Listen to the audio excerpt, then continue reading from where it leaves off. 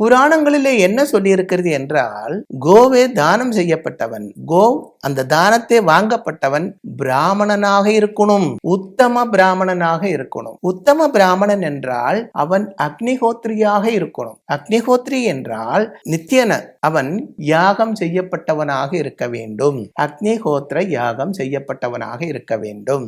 காயத்ரி மந்திரம் ஜபம் செய்யப்பட்டவனாக இருக்க வேண்டும்.